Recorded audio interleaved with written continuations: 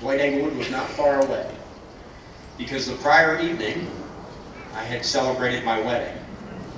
It was a heck of a weekend. And with me were no fewer than 5 Dwight-Englewood graduates. And after I gave my speech then, as maybe I will today, I paraded off with my 5 buddies from Dwight-Englewood, the same guys who were in my high school yearbook back in 1987, and we shared drinks, legally, unlike what all of you will likely do today. And although it was an incredibly different setting, and the next day would bring even more change, it was that bond, it was that tightness, it was the family of Dwight-Englewood which got me through it. Now, I guess I'm supposed to, at some point, move into some grand pivot and talk about the inspiring ideas that you should all pursue. I apologize. I don't have a lot of lofty rhetoric for you. Why? Because I sort of think, although I did win biggest ego, tied, that the idea of my 10 to 12 or potentially 15-minute speech inspiring you to do something vastly different from what the people in this audience have already done for you over the past 18 years is even a little too egomaniacal for me.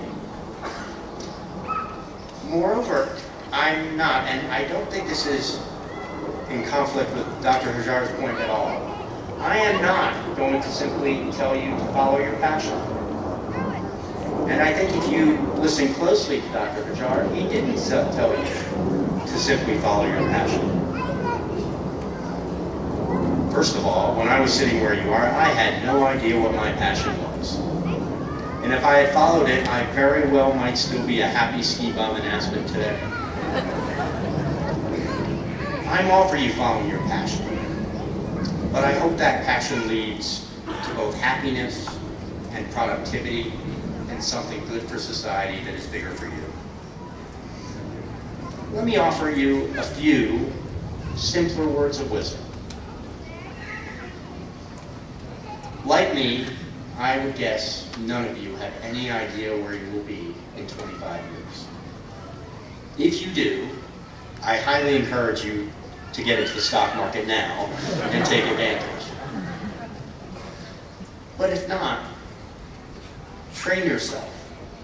Whether it's going to school or aligning yourself with mentors, put yourself in a position so you can recognize and take advantage of those opportunities that are going to arise. You don't know what they are today. I didn't know what they were. And this sounds pat, but if you work hard and you get a little bit lucky, you're going to have incredible successes. Let me also point out that once you become a graduation speaker and a distinguished alum, all history goes out the window. It's a great deal. You come back here and teachers say, "You were so wonderful. We do it all the time."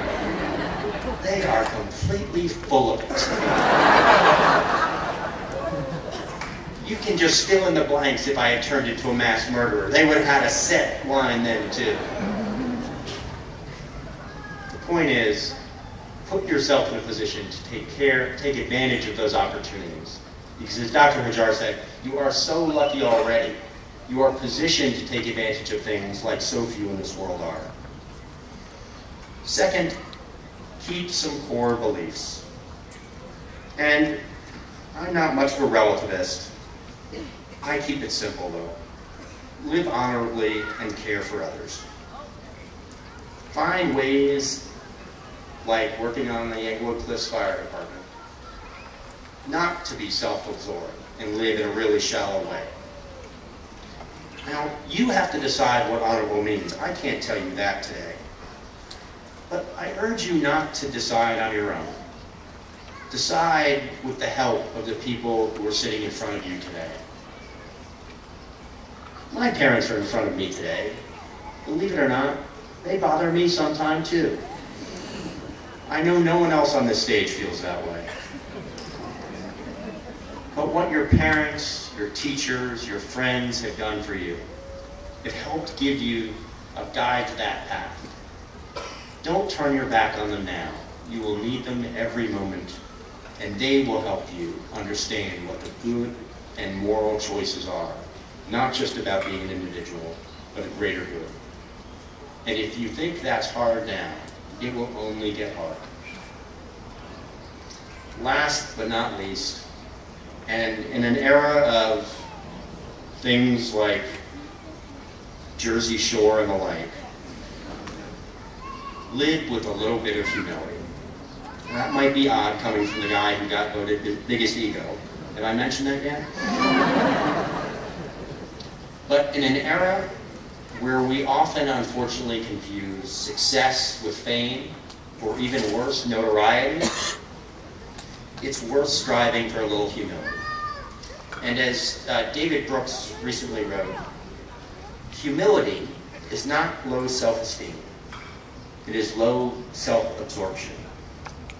And it's this lower self-absorption that I hope will help you live and learn and recognize all of the ways you can contribute beyond just advancing your personal interests. And as I started, in 3 years, 5 years, 3 minutes, 5 minutes, you're not going to remember me, and you're not going to remember what I said. But what you should remember is all of those people who have helped you get this far. Again, from the parents to the Leon DeLeons of the world who kept the spotlight on me and Tevye. I'm not singing Leon no matter what. They will be with you. Let them be with you. Let them guide you. Let them continue to help you be successful, as you obviously can be. And I will make explicit what David Sedaris made very implicit. Because on such a bright and sunny day, you are going to live. You now have to decide how you are going to do that. These families, your physical families, the Dwight-Englewood family have shown you a path. Make all of them proud, and all of you will be up here speaking in 25 years. Thank you very much.